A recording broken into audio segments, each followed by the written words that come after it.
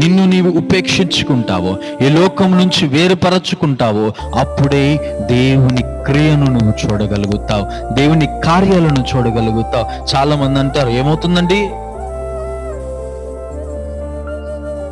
ఆదివారం చర్చికి వెళ్తున్నాం, ప్రార్థనలో పాల్గొంటున్నాం, విశ్వాసం కలిగి ఉన్నాం, మాకే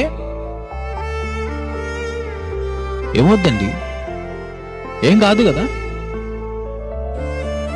కానీ అది దేవునికి ఇష్టమైనది కాదు.